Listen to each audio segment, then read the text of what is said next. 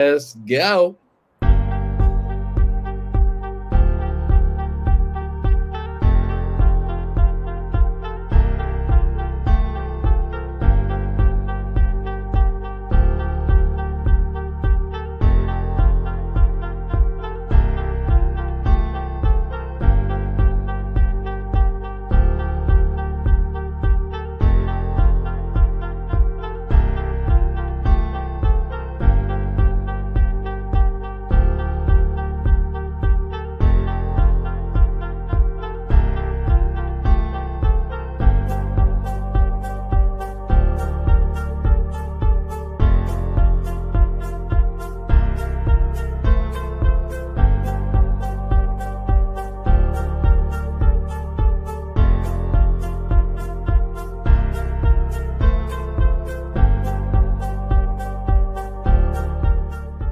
What's going on, everybody? Welcome back to another UFC prediction vid, live stream, whatever the fuck you want to call it. If you're new to these, my name is Lucas. His name is Rohan. UFC Seattle, an insane amount of cancellations for whatever reason. The card moves on. I think it's like 11 or 12 fights. And yeah, Rohan, how's everything? You're outside. Seems like you're living life. Yeah, I'm outside, enjoying the weather today. I had a busy day so far. I got an interview later scheduled with the coach of like men's volleyball for one of my classes. Like, I don't know. Don't even ask, bro. Don't even ask. But other than that, don't ask. It's good though. I'm living life, like you said, enjoying the cards. Bro, last weekend's card, Jared Cannonier. Man, I mean, I feel like I was talking myself out of picking him on the breakdown, but man, what a performance that was. I'm still buzzing off that, but I'm excited for this card. How are you doing, bro? I'm good. Everything's good. Here's the thing with that fight. I was on Rodriguez to finish that fight like early, and as soon as I saw him slow down at the beginning or end of round one, early round two, I put $500 on Jared Cannonier at 200. And I was so fucking happy because, dude, Rodriguez was cooked. He went all out in that round one. I don't know why. I mean, it was so close, though. It was so close to getting out of it. Finish against the vet, man. You just can't. Yeah. Barrio, he should have had a finish in that round 5. Stayed composed. He hurt him multiple times, as a matter of fact. Stayed composed, won a decision. And Rodriguez, I still think is really, really good. He just didn't stay composed. That's it. I like Rodriguez a lot, though. No, me too. I mean, I think it was just like a big step up, and like you said, he went all out, and he'll learn his lesson. He's still a big threat in that division, though, for sure. Shout out to my boy Combat IQ in the chat. Triad, what's going on? Type shit. And he was drinking beer, eating steak in Brazil. Combat, Moicano already lost. What's your obsession here? I don't understand. I see some people online saying they're going to do Moicano versus Holloway. Thoughts? I mean, I want to see. I saw like the idea of the BMF bracket and with like Holloway versus Poirier. I think they should run that shit back. I mean, but they fought twice, right? Already. So I don't know. I don't know. I want to see Max fight somebody with a little bit more name value, but still, I wouldn't be mad if they made that fight. I would not be mad. Moicano never disappoints. Bro, the amount of we didn't even talk about any of the announcements yet. So many fucking announcements. Lord, dude. Volk Lopez, I'll say it right here because I'm about to make a video about it. I actually already recorded it and sent it to our editor. Alexander Volkanovski is going to be one of my biggest bets of all time against Diego Lopez. It's going to be one of my biggest bets ever. I think he wins. I think a 5-round fight is horrible for Lopez, and I'm going to hedge it with Lopez round 1 knockout because I feel like that's his path to victory. But I feel like Volkanovski, I feel like he's going to get his belt back. I'm really confident. Really confident.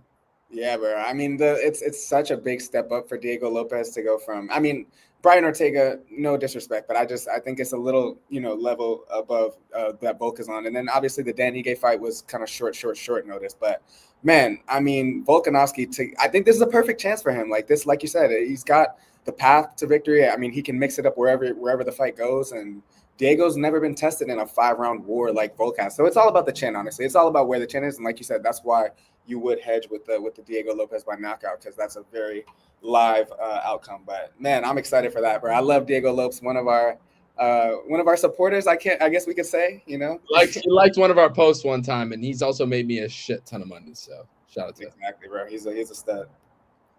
All right, My boy FBA also in here. What up, boys? Yesterday was fucking crazy. It was insane. Combat saying you don't understand drinking. I come here. Shut the fuck up. All right, we're here to break down UFC Seattle, not to talk about fucking bum ass Moicano. Let me pull up this fight card and let's get to fucking breaking down. Yes, sir. Card. A lot of fun fights. A lot of tough fights to call. Are there a lot of favorites on this card? I mean, I feel like there's a fair amount, right? No. Okay, let's go. Let's break this fucking card down. Here we are. Can you see my screen? Fuck these ads.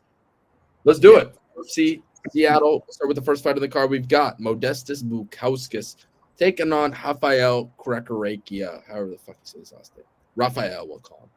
Rafael made his debut against Ivo Aslan, UFC 308.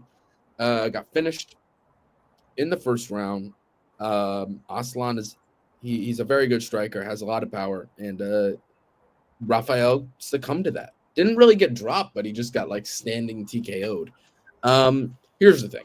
I think Bukauskas wins the fight, but if we're talking about a betting perspective, like why on earth Bukauskas shouldn't be minus 300 against anybody? You know, I just feel like that's absolutely insane. We haven't seen a lot from Rafael, but he looks good on the regional scene against bad opponents, of course, and then he got finished by Aslan in round 1, which Aslan does to about everybody. But like Bukauskas minus 300, like I bet on him against Prochnio to finish the fight inside the distance, and I was sweating the fuck out of that. And he did it because Prochnio was no ground game. But like Prochnio hurt him with like a head kick in the clinch. I've never seen that before. But Bukauskas can get hurt by anybody. Like it's literally a coin flip with him. So honestly, I may sprinkle that money line on Korekia. I feel like he's live to finish this fight. Because Bukauskas is just like, why the fuck is he this big a favorite? I don't get it. But yeah, what do you got? Yeah, man. I mean, there's not really a lot out there on Coquera. Like he has like 2 or 3 fights on tape. So, and then obviously his debut against Aslan ended in like 10 seconds. So it's tough to know where he's coming into this fight and how he is going to come into this fight. But I've seen Modestas Bukauskas, and I mean, I haven't really been impressed with a lot of what I've seen from him. Obviously, Prochnio, he got the sub. I think I was on that too back when that happened. I predicted the same thing. But yeah, just he's got chin issues. He's got, just durability issues on both sides of this fight, honestly, because Coquera, we don't know about his chin either. But I just think it's kind of like a toss-up. So the line being minus 300 is just wild. It's outrageous, honestly. And if I was to pick a side, I mean, I feel like more ways to win maybe for Bukauskas just because of the grappling. And, I mean, he's not a bad striker, but he's not a good striker either. So you just don't know. The power advantage is probably on Coquera's side, So you got to worry about his chin. But, man, I think I'm probably going to take Coquera too, just for that matter, because you don't know how he's going to get this fight to the ground. And I mean, I don't know, man. It's tough to see how anybody finishes this fight, but a finish is probably going to happen on some side, but I don't even know. I honestly think if there's a finish, it comes from the Kreka sides. Yeah. However the fuck you say his name. I'm sorry. I feel like a finish comes from his side. I don't think Bukauskas finishes this fight because I don't think Korekia is like a fish out of water on the mat like Prochnio is. Yeah. And I don't see him finishing the fight on the feet. So I honestly feel like if there's a finish, it comes from the Rafael side.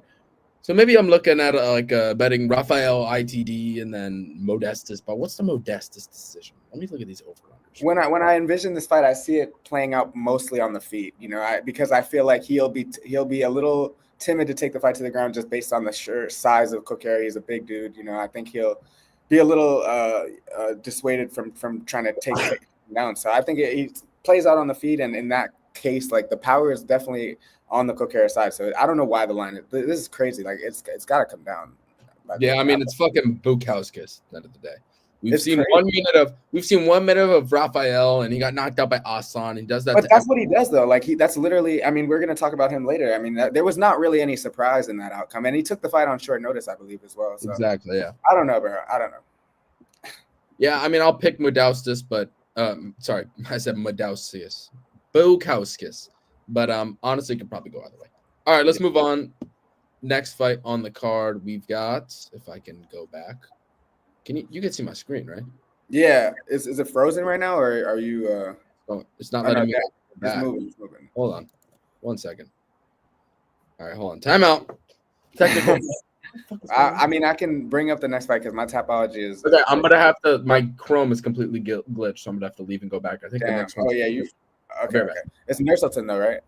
No, Vanderford. I think. What is Whatever Tapology says to that. Yeah, it's Ruzaboev then versus Makonico. Some of these names, man. Is he gone? Oh, he's gone. All right. Well, I'll start with the next fight. Nursultan Ruzaboev is taking on Eric Makonico. We'll wait for Lucas to fix his Google Chrome glitch. But look, man, honestly, this is a tough fight. This is a tough fight to call. Makonico making his debut. You know, you look at his tape on the regional scene. He's not a bad fighter at all. He's back, as you can see. I just started Makonico. What were we talking about? It's Nursultan Ruzaboev versus this guy's name is so tough for me to pronounce. Eric Makonico. Yeah. Oh, you were talking about it, so go ahead. I just started. So I was just saying, I mean, he's making his debut, obviously. Not bad on the regional scene from what I've seen. Honestly, I mean, he's on a nice little 4-fight win streak, you know, coming into the UFC, so that's nice. Knocked out Maki Patola, who is somebody that is in the UFC right now, so that's good.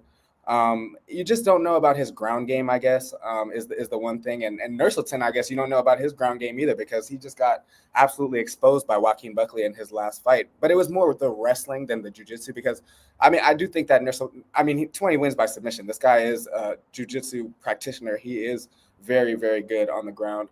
Off of his back specifically. I mean, a lot of his wins have come in guard, chasing kimuras and arm bars. He likes to attack limbs like that. And I mean, on the feet, he look, Buckley is just one of those guys. He has that pressure style, and it can just turn the fight a little ugly. And obviously, he had a game plan of taking him to the ground, but he did knock out Bruno Ferreira really clean.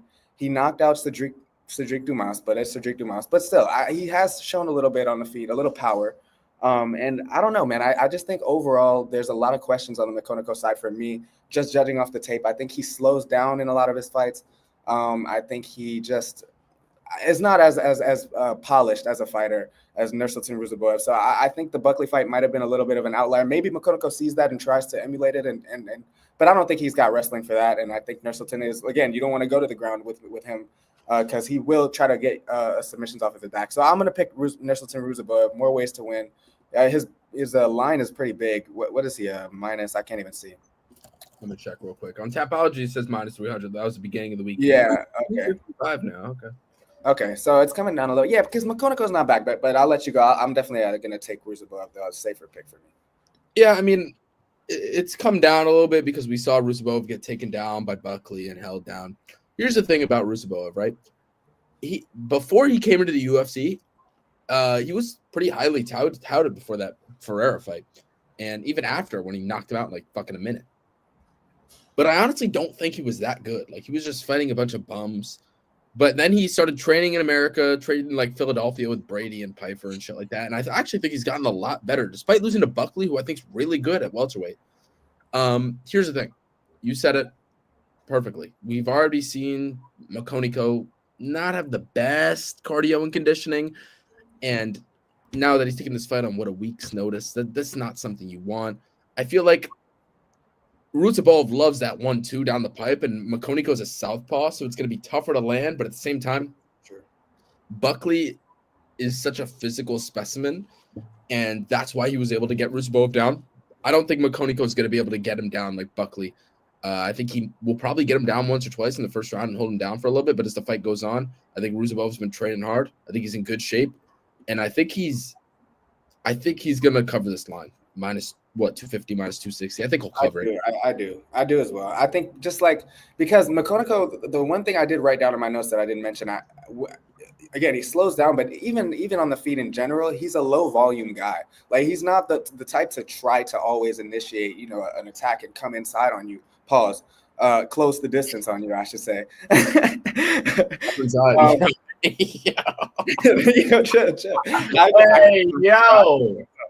caught myself. But no, again, I mean, we're making the same point. I don't think he does enough to push the attack and force the issue against somebody like Nursultan. And you got to do that to win. That's why Buckley made him look so bad. But he's like fucking Marab Buckley with his cardio, man. I love Buckley, man. Yeah, Buckley's look really good. You know what I'm upset about? They didn't give him the title shot. They should have kept that Leon JDM fight and they should have gave Buckley the title shot. Buckley's active. He fights a bunch. Yeah. He beat Covington. He called out Kamara, though, didn't he? Didn't he call out Kamara? Dude, they should have gave Buckley the title shot, dude. I don't give a fuck. JDM wasn't deserving of that title shot at all. But welterweight's looking good now, though. It's in a good spot, even after I mean, what is Usman gonna do? It's gonna be no, Usman. but you still got Shavkat in the picture. You still got. I mean, Gary looked good against Shavkat, so I don't think he's out of the picture, and he's got some things to clean up, but he's still young. And then Leon, bro, that's why I made the short about Leon, and we didn't really get to that fight. I was gonna talk to you about that afterwards and like explain why I don't think it. Like you were saying in that audio recorded that he was like the man left out, but it just feels like that for right now. He's frozen. They needed. Can you hear me? Everything good? You're right. What I was saying is I don't think Leon is the man left out because I think they needed him for that London card. Like who else was going to headline? I honestly, my post stand. So don't post that shirt because my post stand because Brady. I mean, like Brady is good. Don't get me wrong, but he's gotten finished by Bilal Muhammad. He hasn't looked too impressive in many of his wins, bro.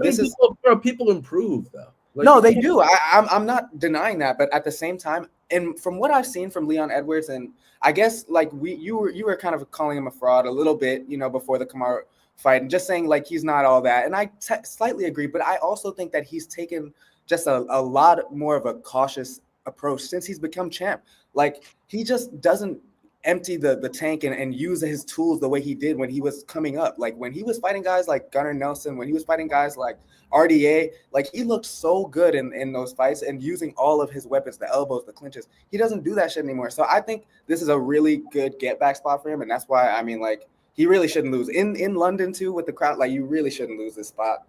But Sean Brady's tough, and you're right. People do improve, and he has improved. But I don't know, man. It's still a solid fight. But they could have done a lot of different things in that division. It's popping right now, I think. Yeah, I mean, I get the decisions they made at the end of the day. Shavkat got hurt. It's whatever. It's just like I feel like the winner of Buckley Usman, they're gonna want the next title shot, right? And they're gonna have to wait like a year because Shavkat's gonna fight Bilal like probably December. And they're gonna have to wait like forever to fight. So it's just I don't. It's weird, but yes, we're talking about Ruzabov fucking versus this guy over here. Like, but I mean, we're on the same out there, but we're talking about Buckley versus Ruzabov. I think Ruzabov wins. I think it's too short notice here for Eric, we'll call him, and I think Ruzabov's getting better and better. How old is he? 31. He's in the prime of his career. I'm not going to bet him. Zero chance I do, but I think he wins the fight. Let's check out this chat. We got my boy Theo. What up, Theo? Hope you're doing well. Our only mod. Carlos saying you might be onto something here. I think he was talking about the last fight we were talking about. You guys wrecked the last card, right? I think I was up about our predictions were on point. I think betting-wise, I went up about 3 units, which was pretty solid. The one thing I'll say about that, our predictions, I was talking to you, the biggest like exchange of that whole podcast, we were talking about Sadikov Bonfim. And I was saying, look, his striking is good enough. And I'm not going to say that he was going to, I mean, it was a doctor stoppage, so it wasn't like he knocked him out. But he looked good in that fight. I thought that was going to be a real war. But, man, that was a good card. A lot of finishes. And like you said, we got some good predictions going. So it was nice. Bro, but I think Bonfim kind of got fucked there. You're right. You did get me there. He was he was like this. He was saying, I think he was saying what they were saying. What I saw on Twitter was like a translation error. He was saying, he was nodding. He was like, yes, I can see. And they called it up. But then, man, it's not like he really. It's not like he probably most likely. It's not like he was going up to that. He just fell to his knees. He was like, God damn. But no, I can't complain. You got me. I always rub it in your face when you get shit wrong and I get shit right. So you deserve this one. I'll give it to you. My boy Theo saying, I'm very jealous of the weather behind you, bro. You can't even LA. I mean, I'll show a little bit of the sunshine. Damn, bro. Wait. Hold on. Let's get a tour. No, I'm literally just like outside. This is like the little balcony that we got. It's nothing much. It's kind of fire. It's kind of fire. I mean, at night I come outside sometimes. And just enjoy the nice breeze. But yeah, it's nice. It's better than being in fucking Syracuse, I'll tell you that. And breaking news, hopefully in 2 or so weeks, I'll be able, or 3 weeks, I'll be able to pull up on Roll On, visit him in LA, and together we'll go to UFC 313. We gotta make this happen, bro. I want the cards ain't the same without you. I gotta see you, man. You gotta come out here with Chris. You don't know Chris for the audience, but my boy Chris. He's in this crib with me. Oh, is he really?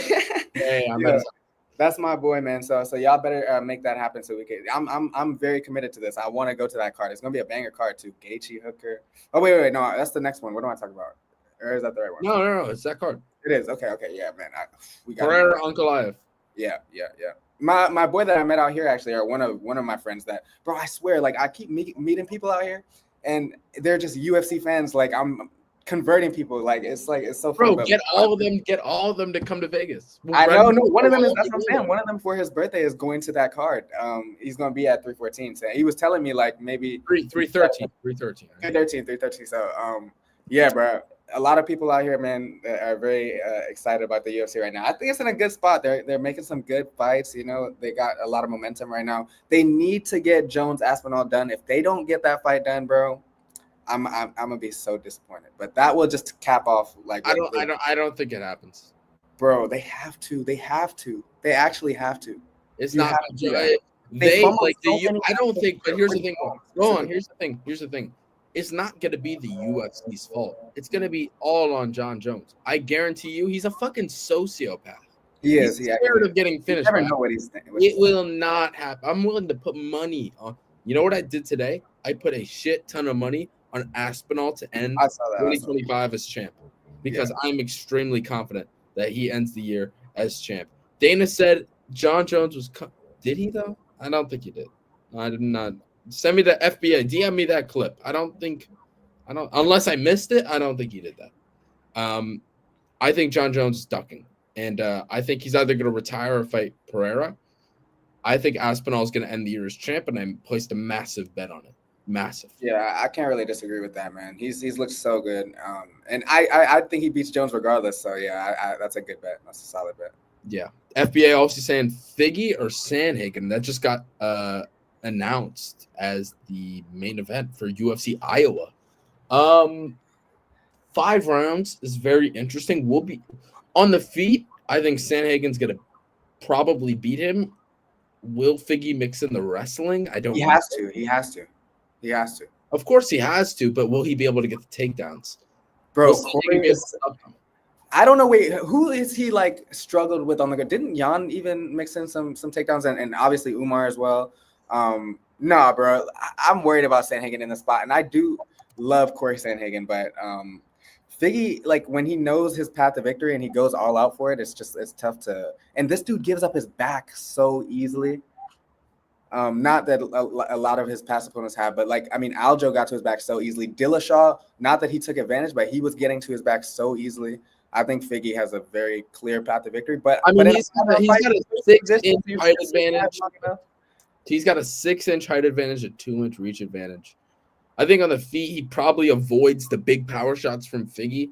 Yeah. You know, I'll say he wins off of punches. I think Figgy may get him down once or twice, but I think Sandhagen gets up. I'll go Sandhagen. I'm curious to see Sandhagen as well. But man, that's such a good fight. We got to move on. What's the next fight on this? Yeah, let's fucking move on here. Damn right. Oh my god. FBA is gonna tag us. He's gonna tag us. You tag us, FBA. I'm trying to see. I didn't see this. Maybe I just missed it. Okay, let's move on. Next fight on the card, we've got Vanderford Vetarenikov. This fight was announced like 4 days ago, something like that. Yeah. Short notice. I'm going Vetarenikov. I don't know what's going on with this line. Vetarenikov opened a dog, became like a 160 favorite, and now is plus money. I'd like him to win, but the odds are, the sharps are clearly on Vanderford. And I don't really agree with it because I think Vanderford is not that good, to be honest. I don't think he's amazing. For those that don't know, you know what I'm doing. I don't know how you're going to feel about this, Roll On, and I actually meant to talk to you about this. Vanderford does like, I'll call it corn. You know what I mean? Corn. He does corn with his wife, Paige Van Zandt. So I was going to do a short video about that. His wife is Paige Van Zandt. His wife is Paige Van Zandt. But I don't know how good he really is. Like, it's tough. Like, he's beat some solid fighters. He beat Fabian Edwards. It was I a remember solid. that. First of all, he doesn't fight a lot. He's fought what 4 or 5 times since like the pandemic started. Like, he really hasn't fought a lot. He lost to Musasi, got finished in that fight, got like, finished by Jeffries, which is a horrible look. I think Jeffries is good, but he's not really a finisher. And then he beat Victor Romero. I remember I had big money on the under 1.5 just because I was bored. And I said, fuck it, let me bet on LFA. And I knew Romero was complete shit. None of his wins really impressed me that much, honestly. I think Nikolai. I think Nikolai wins the fight. I don't, plus money, I like a lot. Like, I just don't understand it. Vanderford taking this fight on a week's notice, less. Nikolai was supposed to fight on last week's card against Billy Goff. I don't know what the fuck happened there, but he got rescheduled for this card. And now he's fighting Vanderford, who's stepping in on a few days' notice. I think he wins this fight, to be honest. I just think too short notice for Vanderford. Didn't impress me that much in Bellator. And Nikolai, I think he's a good fighter. I think he's got very good striking. And I think Vanderford may be able to get him down once or twice. Vanderford, obviously, with a wrestling background. But I think Nikolai will win this fight on damage, probably by decision. Who do you got? Yeah, no, I mean, I'm with you 100%. I think, honestly, watching the tape, and Vanderfort's been around. He's fought in Bellator for a while. You know, been he was doing that for a minute. But look, he's taking this fight on short notice, and just watching the tape, he looks a lot just heavier in the later rounds. Like, he looks tired. And just low volume in the later rounds. Whereas Nikolai Verenikov going to a split decision with Danny Barlow, who, I mean, Danny Barlow is a good prospect as well. And he's 35 years old, and Danny Barlow's young. He was able to hang in there in the later rounds as well, and make a good account of himself. So even just that results alone gives me a lot of confidence that he's going to be able to be the more active guy. Not that he's a clean fighter. Like, he doesn't really have the cleanest striking style, but he is effective. And I just think that Vanderford, like, what is he taking this fight for? Just because the UFC called him and said, yo, we need you, bro. Like, that's literally all he's doing. So I just think he's just got up off his couch and he's not really going to give his all in this performance. Whereas Verenikov, he was already scheduled. He's probably been in camp training hard. And I mean, I think the line, bro, you got to take this no matter what it is, because you know it's going to be close. I think you got to bet on him in this fight. I would bet on him personally. Yeah, couldn't have said any better. I like Nikolai here. All right, let's move on. Next fight on the card, we've got Ricky Simone versus Javid Basharat. Another situation similar to the Rafael Modestas Bukauskas fight. I think this line is fucking ridiculous. Like, why is Basharat minus 285? It's probably because of how shit Simone has looked recently, but I don't know. But here's the thing. Let me say a few things, right? Simone, he's been on a 3-5 losing streak. Lost to Song Yadong, lost to Batista, lost to Oliveira. All great fighters. And I think Basharat's really good as well. But does that warrant Basharat being minus 285? No. Basharat, I honestly don't think he's not. I don't see him ever being a top 10, top 15 fighter. I don't ever see him ranked, to be honest. He beat Mendoka. He beat Gravely. He beat Jones. Not the best wins in the world. No contest against Henry. That fight was very close. Lost to Zahabi. People say that he got robbed. I thought that Zahabi probably did actually win that fight. I actually agree with the judges in that one. I feel like, here's the thing. Simone, he's just been striking way too much. Simone knows he needs to win. I'm going to trust Simone goes back to his wrestling game plan. And here's the thing. He's fighting in Seattle. He's from Seattle. That's big. Or he's from Washington. That's huge for him. He's going to be fighting in his hometown. The crowd's going to be going berserk for him, most likely, considering he's from the area. And I think he knows he needs to win. I hope he doesn't get into that striking war that he has been as of recent. If he fights intelligently, I think that this line is fucking ridiculous. If he doesn't, I feel like Basharat should be minus 200. I still feel like it's relatively close. I don't feel like Basharat should be this. Even if this was a kickboxing match, I don't feel like Basharat should be this big of a favorite. But if if Simone could fight to a good game plan like he did during that big win streak when he was submitting Jack Shore, when he was finishing Rafael Assunção, I think that he can win this fight. So I think this line's ridiculous. I'm going to trust Simone, and I'll probably take a stab at this line. Who do you got? And I think this fight goes the distance as well, by the way. I think that's a good bet. And before you speak, I want to check that line out. What's that line? Over to it's big. Minus 300. Doesn't fucking matter. Yeah. I think Bosch probably wins like a split decision. This line is insane. Yeah, that's what I mean. It is pretty wide. It is a wide line, and I don't see a finish probably. If anybody was to get a finish, maybe it'd be Javid, but he really doesn't finish people. He doesn't finish anybody. He's a decision machine. So I mean, other than his Contender Series win against Oron Colon. So he's not finishing Ricky Simon, but I do think that like on the feet there is a big gap. And he is, Javid is only he's 29. So, but I think he still has looked, pretty decent on the feet in his last couple of fights. Matus Madonka, he outstruck him. Tony Gravely, obviously not the best names, but he's looked just clearly the better guy on the feet in a lot of his wins. And I just think the speed advantage, the movement, the footwork, like all of that is on his side. Obviously, Ricky Simon, he's been falling in love, with the hands, but we know him as a wrestler. And I mean, most of his best wins have come out off of, just doing what he does and get into his spots in the clinch, making it a kind of a rough, ugly fight. But it's going to be tough to do that against somebody like Javid, who's pretty good at controlling distance. Like he's good at he doesn't strike off his back foot, but he does a good job of just sliding out of the way of the big shots. And he's going to have to deal with a lot of, because again, you're going to say the motivation is probably going to be there for Ricky Simon being from Washington, and the crowd probably going to cheer him on. But I mean, so for just that alone, I think will drive him to try to mix in the wrestling. But Javid, I think, is probably good enough to defend a lot of those takedowns, especially late, like maybe not early. He probably gets taken down once or twice in the first couple rounds, but later, when they're both tired, I think it'll be tougher. And Javid is just cleaner. I just think he does the better work late and probably wins a decision for me. But it's not, again, none of the names that Ricky Simon has lost to are bad losses. That's what's kind of giving me a little hesitation. But the question really comes down to, do you believe that Javid maybe in this current state is as good as those guys like a Vinicius Oliveira or who else are we looking at? Mario Batista. Song Yadong. Obviously, none of those are terrible losses.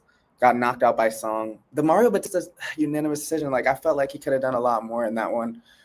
And Vinicius is a good young fighter. So yeah, I mean, I'm just gonna roll with Javid here to do the better work late and get a decision.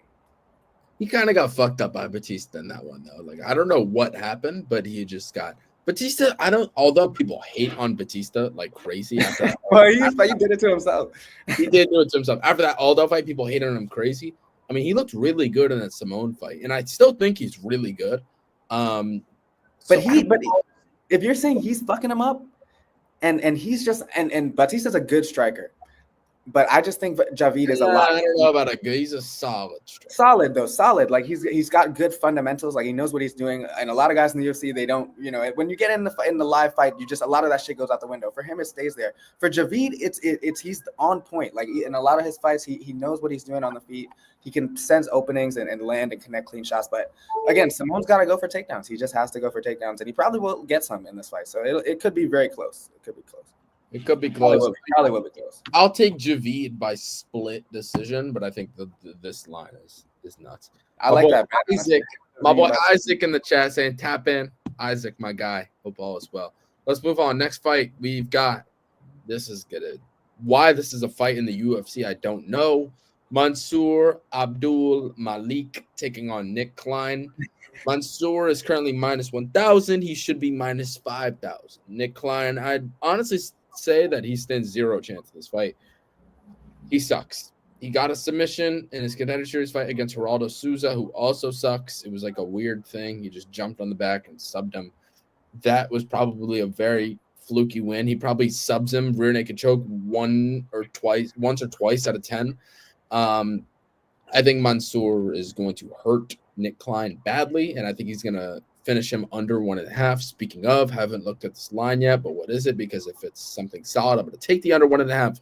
and it's minus 200. Honestly, minus 200 is, obviously it's minus 200, but I don't think that's insane whatsoever. I think Mansoor hurts Nick Klein early and finishes him early. Don't want to spend a lot of time on this because it's going to be an absolute beatdown.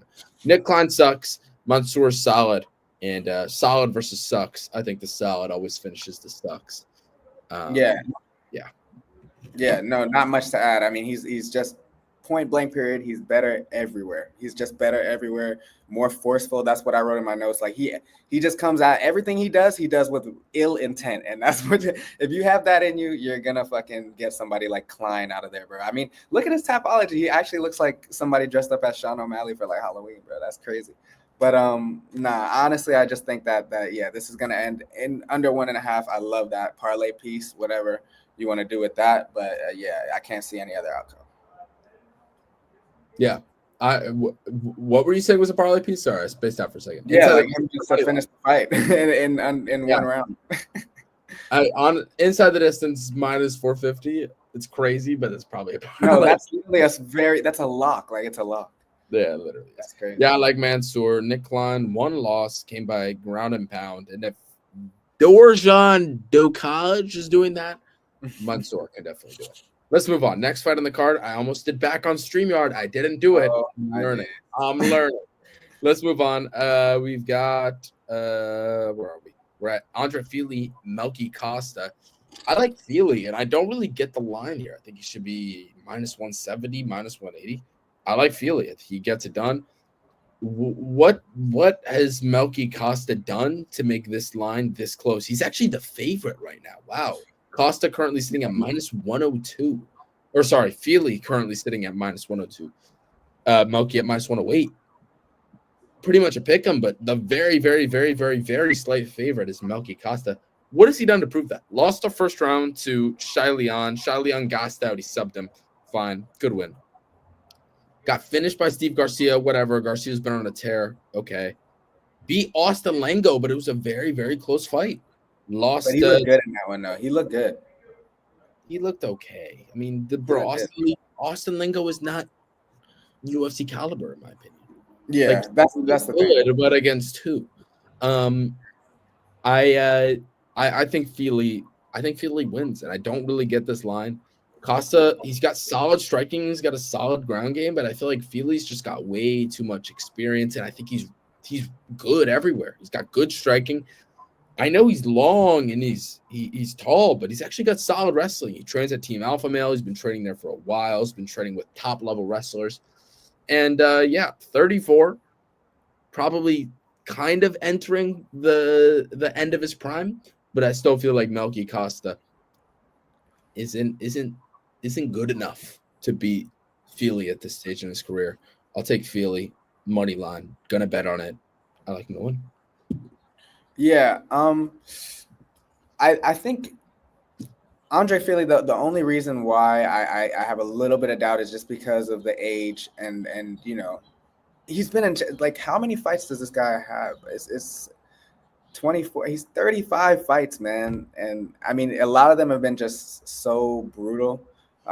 Like he went to war with Nathaniel Wood, he went to war with Lucas Almeida, got the dub. Got brutally KO'd by Dan Ige, which was not, like, again, he wasn't finished ever really before that. That's like really the only time. But he was hurt bad in a few of those fights. Like I think Cub Swanson even caught him at one point in their fight and rocked him for a second. So I slightly am concerned about his durability and just with how many wars he's been in. I mean, he's just been in a lot of wars. He's taken a lot of damage over his career. And Melky is probably the fresher guy coming in, but at the same time, if you're just looking at this pure skill for skill, like MMA fighting, who's better, I do think that Andre Fili still is a better complete MMA fighter. Obviously, on the ground, we know what he can do. Off of his back, even got a lot of he's able to defend himself down there as well. I don't see him getting submitted. Only 2 losses by sub, more losses by KO.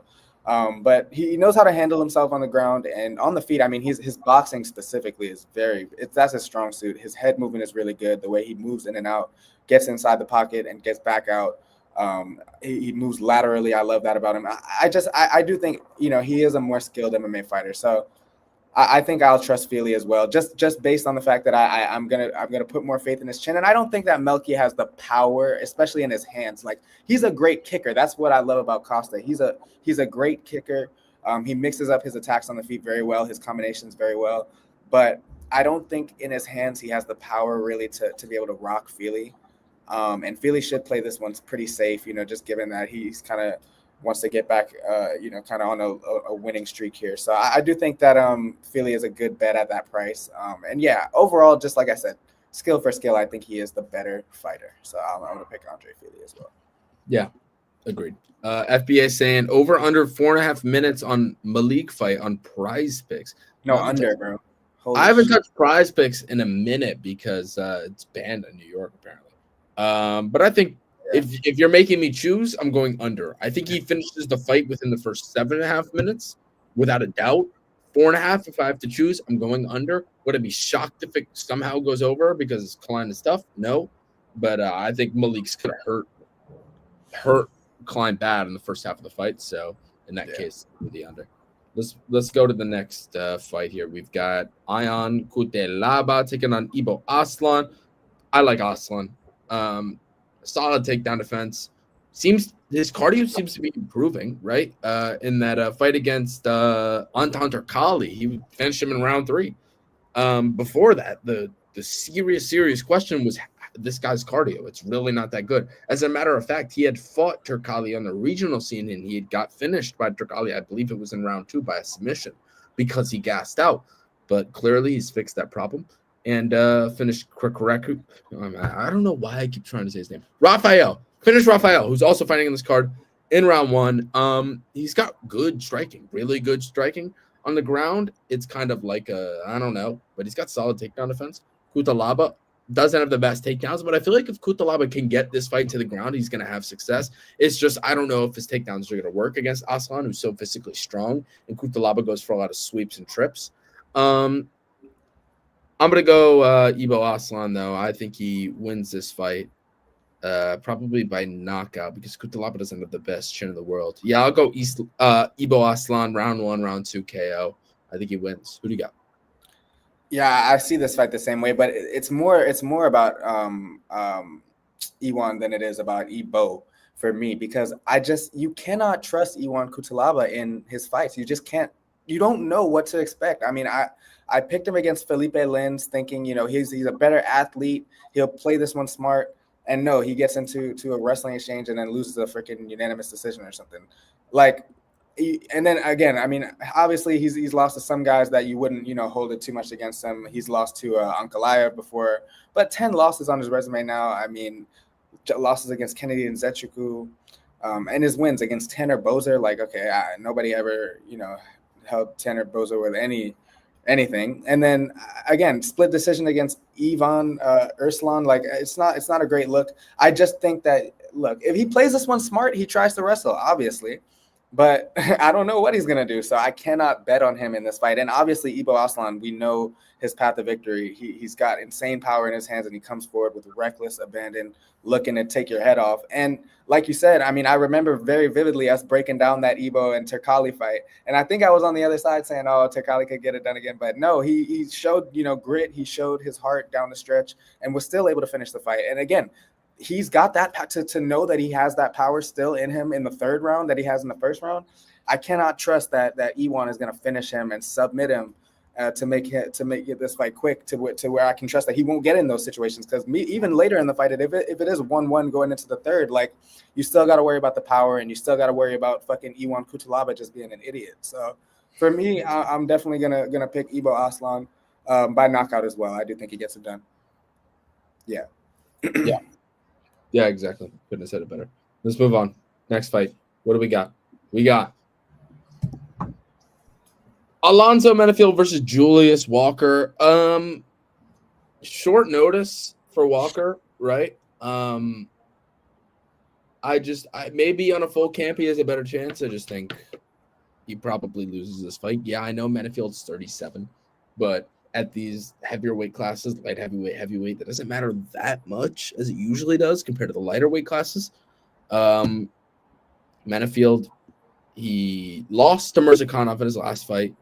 Not a lot of shame in that. Mirzakhanov, I think he's a very, very skilled striker. Lost to Olberg. Again, not a lot of shame in that. Olberg fucking is disgusting on the feet. Beat Jacoby, beat Crute. Look, here's the thing about Alonzo Metafield, right? In this fight, okay, let me start with Julius Walker, right? Taking this fight on short notice. He's a wrestler, grappler. He's going to be shooting takedowns. On the feet, I think it's Metafield. I'm trying to pull up Metafield's stats here. So I mean, here's the thing about Metafield. It's not like Metafield has the worst takedown defense in the world. As a matter of fact, he has pretty solid takedown defense, 76%. Not against the best wrestlers, but I feel like Walker isn't the best wrestler, especially on short notice here. He's going to get tired probably after the first 2 rounds. So I think Metafield wins round 3 if the fight gets there. Here's the thing. I think Walker probably wins round 1. I think round 2 is close. I'll go damage Metafield, and I think he wins round 3. This line, it says Tapology minus 170. It's gone up. Metafield minus 235. I think all the finishing potential is probably on the Metafield side. And I feel like if it goes the distance, it's close, but I'll go Metafield. Because the finishing potential, I'll probably predict Metafield. I'd probably line the fight around minus 190. Metafield minus 200, considering the short notice aspect. If it wasn't short notice, probably like 160. But regardless, I think Metafield wins the fight. And I got to go piss, so take the wheel. Yeah, I see this fight pretty much the same way as Lucas here. I do think Alonzo Metafield is he's a veteran of the UFC, man. This he's been around for a minute now. We know what to expect from him. He's pretty, generic in his fighting style. He doesn't really get out of his comfort zone, but he does have power in his hands, and he's got, solid enough of a ground game to get past guys like Jimmy Crute, who you can expose on the ground. And I mean, Oscar Mozarov, all those years ago, 3 years ago now, but still getting to the crucifix position and raining down elbows to get a finish, like that shows really good dexterity on the ground. So I do think that you can trust Alonzo Metafield in this spot to survive on the ground and maybe to even do the better work on the ground, honestly, because I don't know how much tape studied Lucas did, but I was going on Julius Walker's. I'm just doing tape on him. And one fight against Niall Bartling, this stood out to me because, man, he finished him in the second round via a triangle choke. But that first round, not only did he get rocked and have to survive, but he also was giving up his back. Like, he was actually on the ground under Niall Bartling for like a good 2 to 3 minutes in that fight, having to survive. Then ultimately he kind of flipped the script in the second round and got back on top. But you cannot trust this guy I don't think his wrestling is all that, honestly. And Lucas touched on that. I just don't think that he has the type of wrestling to be able to put any sort of finishing pressure on Alonzo Metafield. I just think that Metafield is a seasoned veteran of the UFC. He knows what he needs to do at this point to win decisions, win fights based on his opponent's weaknesses. And I just think he knows that he's a better striker. And by the way, this guy, Julius Walker, he is a wild boy on the feet, man. He swings like nobody's business, and his chin is wide open in the air to be hit. So I think Metafield honestly finds a finish here. I think he knocks him out. Maybe round 2, maybe round 3. It'll be a crazy. Oh, Chia. Yo, I miss Chia so much. Don't distract me with Chia. Look at you treating her like oh my God. I just think that Alonzo Metafield is better everywhere, and he knows how to win fights. This is a short notice fight for somebody that maybe isn't even UFC caliber. So you can't back him here. You got to take Alonzo Metafield. The line will probably only get bigger. I'm asking it right now. I have a question, okay? Alonzo Metafield, Julius Walker. It's an interesting fight. Who do you got? I want you to growl if you've got Metafield. Go. Is she in a growling mood today? She always is, bro. Are you going especially around your ass? I think she's going the dog. All right. She's going the dog? Oh, no. Of course she's going the dog. Bye. See ya. See you soon. See you. She better tell Chris bring her to LA when y'all come out. She might have to come. Go. She gotta come, bro. But yeah, we're on. Wait, so we're on the same side here. Yeah, we're definitely on the same side here with Alonzo Metafield. I'd be pretty surprised, honestly, just on short notice, with Julius Walker being as reckless and wild as he is if he was to lose this fight, honestly. Yeah, I agree. Let's move on. Next fight of the card, we've got an absolute banger. Probably the best fight on the card. John Silva taking on Melsik Bagdasaryan. Melsik, I've been a massive fan I of know. since 2020. Rohan, you remember I tried putting you on to him in 2022 I against remember. he lost the fight, but looked incredible in round one. He's a beast on the feet. He is an insane striker. And I honestly feel like this line, Silva minus 500, is kind of nuts. I feel like tops he should be minus 300, minus 350, because I feel like 3-4 times out of 10, Bagdasaryan knocks him out with a head kick. I honestly do. But I feel like Silva at this point, he's just inevitable, dude. He is so strong, so powerful, so good at everything. And Melsik, he gets tired. He gets tired. Pressure gets him tired. I don't know if Silva's going to wrestle here. I hope he does, because then he'll probably cover the line. I'm just not confident he does. I'm curious. I'm curious to see what the fighting nerds have planned for him. I think Silva wins the fight. I think this line is nuts, because if Silva doesn't wrestle, it's going to be a very, very close fight, because Melsik is insanely skilled on the feet, great kickboxer, a lot of power, great head kicks, and he can knock out Silva for sure. But for now, I'll pick Silva to win the fight. Yeah. I don't know if he wins by finish. That's what's tough. But I think would I parlay him up? Maybe. It really depends on Bagdasaryan. I'm going to pick Silva to win for now. Line's nuts. What do you got? Yeah, it's a dangerous one just because of, like you're saying, how good Melsik and how fast, how quick and agile he is on the feet, how quick he's able to get his kicks up there, man. Like he is so dynamic, I think is the word that I would use with him. And not to say that John Silva isn't, because I mean, 5 wins in a row and he's making all these guys look like his children out there. But it is a very specific path to victory each time he's going, through the fire. He'll take the shots that he needs to take just to land what he knows are fight finishing shots. And I don't know if you want to do that against Melsik, like have that sort of approach, because he is very kind of cavalier in there, is the way I would describe John Silva. Like he knows he just exudes confidence in his skills. He's not really scared of anything. You can just see that just by watching the way he carries himself in there. Just look at the Charles Jourdain fight. I mean, he walked him down, the definition of walking somebody down. But you can't do that to somebody like Melsik. You're not going to walk Melsik down because he's got too many tools. He'll push you back with a teep. He'll, look for elbows in the clinch or something. He'll again, sneak one of those head kicks up there. You can't have that same approach. But, man, it's tough. Inevitable is the word you use with John Silva. I mean, the Drew Dober one, I didn't think that would be as smooth as it was, and he kind of went in there and took Drew Dober's chain, man, and it was crazy. And I mean, this is just the way he fights. It's kind of just like, I don't know, man. I think he would be smart to mix in the wrestling. You did say that.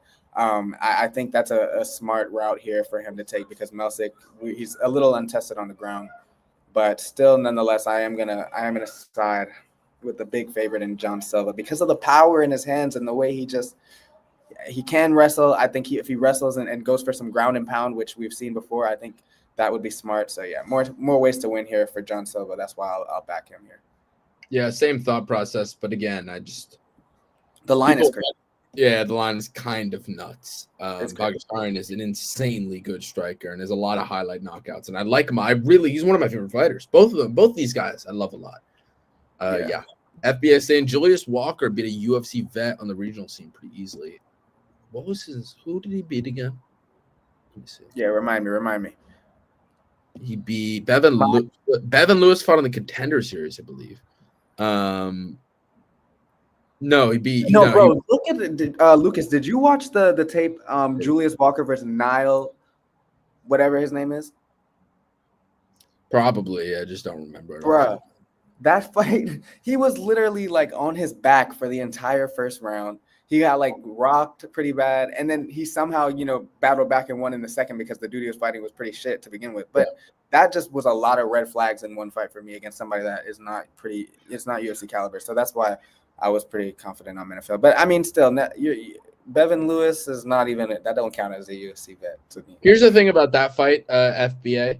The fight against Bevan Lewis, he fought in the UFC before, but not only was he out of his prime, but I really don't think that guy was UFC caliber. Just like Nick Klein, for example. Like, I don't think he's UFC caliber at all. I think it's I think Walker puts up a good account for himself, though. I think he wrestles first half of the fight. I think he looks good. He's just taking this fight on short notice, man. You know, you got to be smart. I'm going to take Metafield, and I'm not going to bet. Well, Metafield, should he be this big of a favorite? Probably not, as I was talking about. But I'm not going to bet on Walker because I don't think he wins the fight. And I think there's more paths to Metafield. I feel like if Walker wins, it's probably a decision. All right, let's move on. Next fight, Rob Font, John Matsumoto. You know, this fight's really tough to call. I think Rob Font, he's chinny. He can get taken down. Matsumoto can capitalize on both of those things. But at the same time, Font's got a height and reach advantage, and he's coming off of a massive fraud check of Kyler Phillips. Looked really good in that fight. Matsumoto doesn't shoot takedowns that much, which is why if he did, I'd be betting him big time here. But you can't trust that. He's got really good boxing as well. And I feel like if they're in the pocket, Matsumoto probably lands. But again, Font, tall, long, will probably be able to avoid the big punches from Matsumoto. What I'm looking at here is probably the under. The under is kind of nuts. Like the fight doesn't go as plus 250. Like in my opinion, that's insane considering Rob Font's chin and that Matsumoto can take him down and look for subs. Like, you might as well just bet Matsumoto by finish. The fight doesn't go plus 250. Matsumoto ITD is, what is it? Plus 350. Yeah, same shit. You might as well just bet the fight doesn't go. I think that's kind of crazy. I feel like Matsumoto could probably find the chin. I feel like if he takes him down, he's got some really good submissions. Here's the thing about Matsumoto. He's not incredible anywhere. He's just really good everywhere.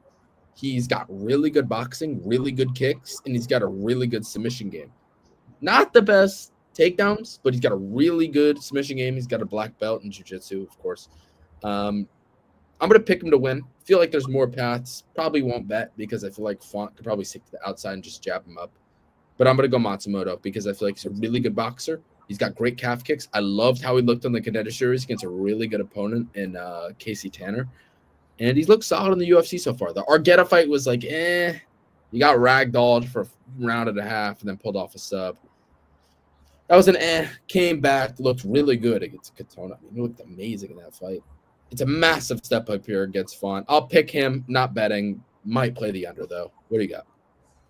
Yeah, it is a tough one to call. One of the tougher ones on the card for me. But Rob Font, man, he's looked good in his wins and just so bad in a lot of the losses that it's just like, I mean, and he's not losing to bad guys. So that's the one thing you got to always remember. I mean, Figueiredo, Sandhagen, Vera, Aldo, last 4 losses.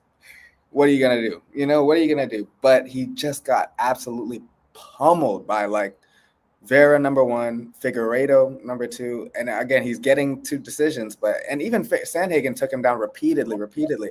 So I don't know, man.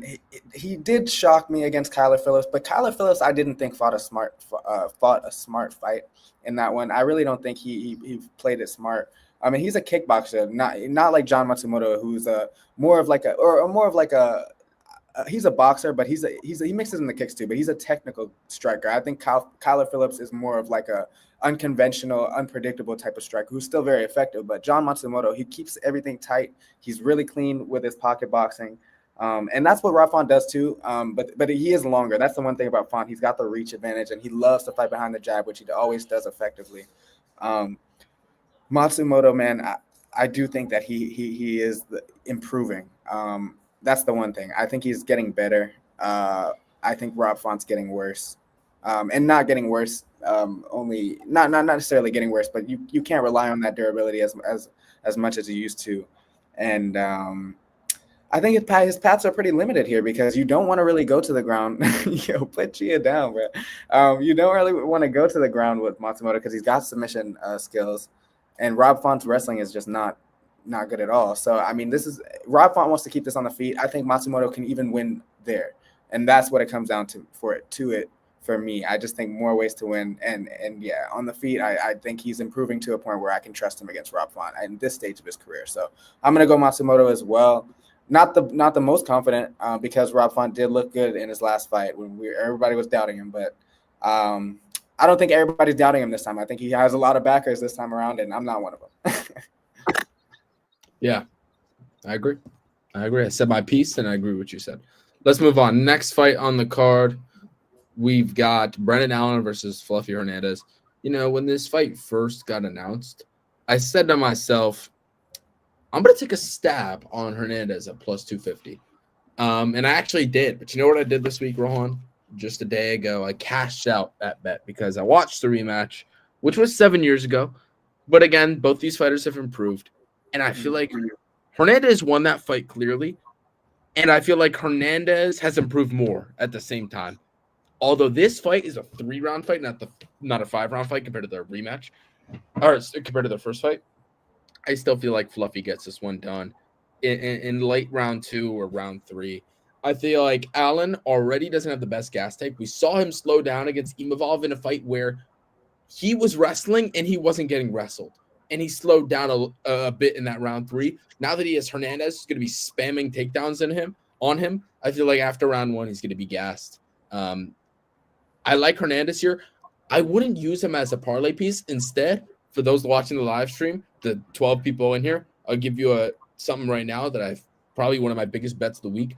Just go ahead and same game parlay Hernandez and over 1.5, minus 150 on DraftKings. It's a great bet. I think he wins this fight, and if he wins it, he doesn't win it early. He wins it late or he wins by decision. I think that's an incredible bet. I like Hernandez here.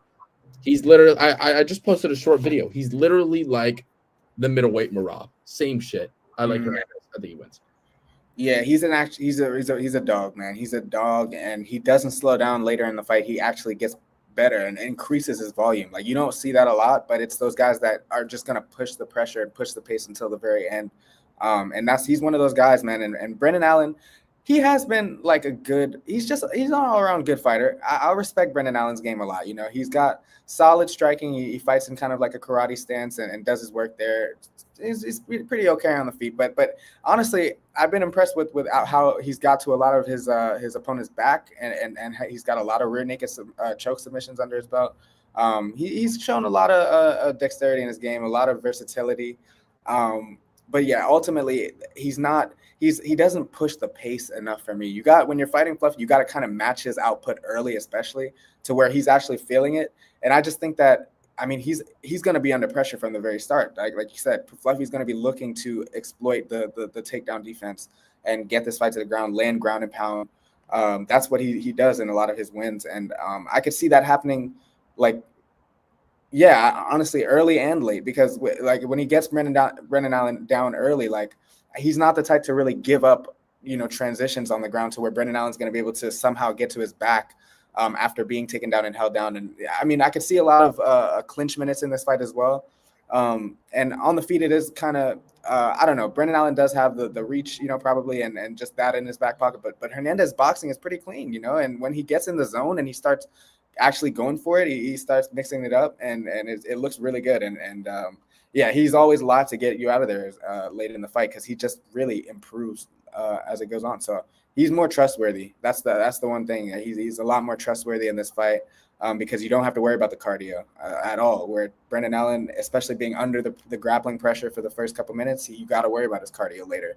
So, yeah, and I've just never really been a Brendan Allen fan personally. So I'm always going to pick Fluffy in this spot. I agree.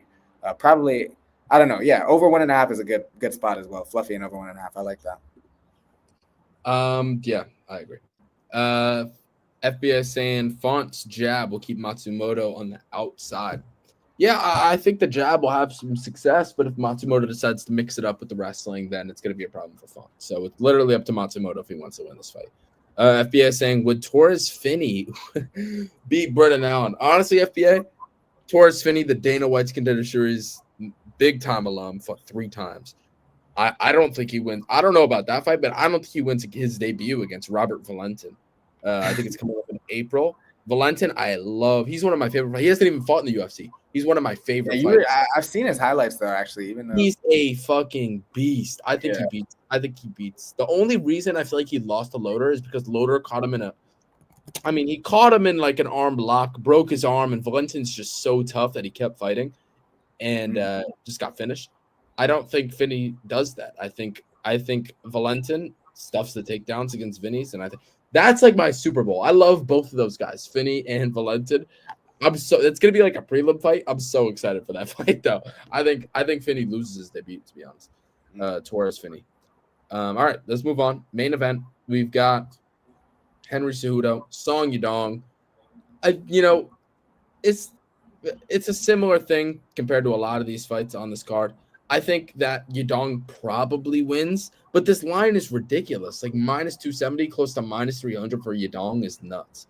Like you look at Cejudo's 2 recent losses. He lost to Sterling in a fight I guess you could argue for him, and that was the champ at the time. And he lost to Dvalishvili, in which, according to him, he went into that fight with a groin injury. And again, that's Dvalishvili, who's the champ right now.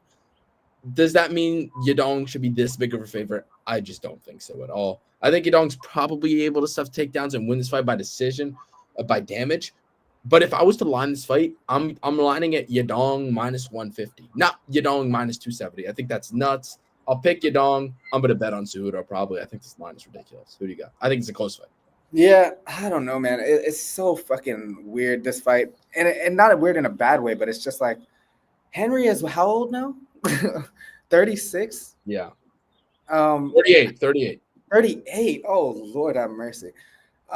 Listen, bro, if he beats Song Yadong at 38 years old, and I'm not even as high as Song Yadong as I once was. I just think there comes a point, dog. There just comes a point. And I'm not even saying, look, the losses that he just had, Aljo, Marab, okay, whatever, chop them up. They're the champs, whatever. But Song Yadong, like, he's an athlete and he's fucking young still. Like, he's 27, I think he is. He's still he has to be getting better. I hate the fact that he's still with Uriah Faber. I want him to change camps so bad. But because I haven't seen the improvements that I wanted to see, and especially in the wrestling department. Petr Yan was exposing him in the wrestling department, getting him down repeatedly. And Henry probably will have some success, maybe. But if he doesn't, man, I just think his movement is not what it once was, and it's preparing for a completely different game plan when you're preparing back-to-back fight camps, and this is like years apart for two pure wrestlers in Aljo and Marab, to now having to face somebody that is a real threat on the feet to catch you with some big shots. And I just don't think he's got the same agility as he did in his heyday when he was double champ. I just think 38 years old is a lot. It's a lot to ask. And I will say the line, just based off the path of victory that Cejudo has, just to wrestle him to decision, I think is a little wide, but still, I don't see it happening. I don't see that happening. I think that, honestly, maybe a bold take here. I don't know, but I think this is the time where we see Song Yadong start to creep back up and into that title picture, because you knock out Henry Cejudo, which I think he has a good shot to do in a 5-round fight. And I think you set yourself up pretty well there. So I'm on Song Yadong to finish this fight. Maybe early, maybe late, I don't know. But I just think I can't trust Cejudo at 38 years old after dealing with those guys that he had to go through, going through all those those rough training camps to survive this guy. I can't see it. But yeah, there is a clear path to victory. Maybe Song Yadong just fucking sucks on the ground, which he did. He didn't look good on the ground against Petr Yan. I can't say that he did at all. I am a little concerned about it, but I think he's going to be able to stuff enough of the takedowns later, maybe even in the first round. If he gets taken down a couple times, he'll do it enough later, and he'll still have that power in his back pocket to be able to hurt Cejudo. I think he hurts him and finishes him. I mean, when have we really seen Cejudo hurt, though? That's why it's a bold take. And I'm saying that's why I agree that the line is a little wide, because Song hasn't really hurt anybody, too recently, to the point like he's not finishing guys, but he's also fighting pretty much the best of the best. I mean, Sandhagen's, Petr Yan. I mean, these are former championship guys as well. I mean, it's not like his losses are anything to scoff at either. And I think he has improved from the days where he fought like Kyler Phillips, and we always joke about that fucking fight, because how did he lose to Kyler Phillips? But back in the day, like when he was fighting guys like Casey Kenny, going to a fucking split decision with Casey Kenny. And even I think a lot of people were arguing that Marlon Vera beat him in 2020 as well. But he's improved a lot to the point where I think he is a threat to some of these top contenders. And Henry is 38, man. Like at some point, it gets to a point for me. It gets to a point. He's got to fucking retire. I'm tired of seeing his ugly ass around the UFC, and I want him to get knocked out. So I'm picking him to get knocked out. Maybe there's a little bias in this pick because I'm a big Yadong guy. I was picking him against Petr Yan. I thought he had his chances in that fight, but he just didn't. He wasn't clean enough. He wasn't, just all there mentally. I think he got in his own head. And Petr Yan is him, though. Petr Yan is him. I just don't think Henry Cejudo is him anymore. He was him, but he's not him anymore. Yeah, I get it. I mean, I just feel like the level. This is a step down in competition, whether you want to recognize it or not. And the line, I just feel like is nuts. Like Yadong is a bigger favorite than Cejudo and Aljamain were by like a pretty significant margin. So I just don't. I don't get the line Yeah, it again. is, no, I'm not fighting you on the line though. I'm not fighting you on the line. But I'm considering a Cejudo bet, but I do think Yadong probably wins. Of course, you agree with me that if Cejudo does win this fight, it's by kind of like a wrestle heavy decision, 5-round decision. Like I don't see him finishing Song Yadong. I really don't. Yeah, probably. Yeah. But yeah, man, it's a good. That's why I love this fight because it's a lot of different ways it could go.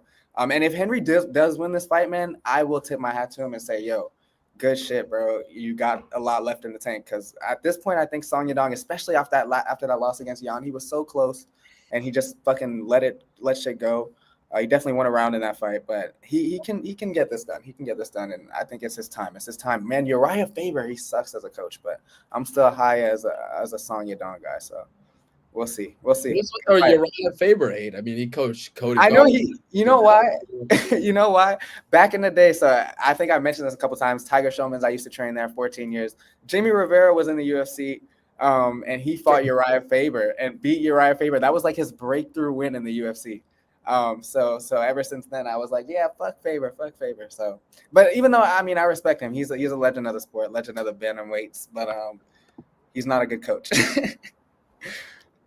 Yeah, I get it. Okay, folks, that's all we got for today. We hope you enjoyed. Yeah, this is gonna be a fun card. I'm actually looking forward to almost every single fight on this card. It's gonna be great. I don't think there's any women's fights. I'm not a misogynist, okay, but can we all agree the men's fights are better than the women's fights? It's as simple as that. It's not a controversial take. I'm not going to fight you on that either. I will never be mad at no women on the card, especially when they just try to force fucking Jocelyn Edwards and some rando up here. You know, I'm not trying to see that shit. So I'm chilling with this card. I think the Seattle fans are going to be entertained all throughout. A lot of finishes, a lot of fun fights. So I'm excited, man. I'm excited. Shout out to everybody in the live right now. We appreciate you, but we are gonna sign off. We appreciate everybody tuning in. Hey, there's our outro music, folks. Thank you very much. It's been Lucas and Rowan. Everybody have a good one. Peace. See ya.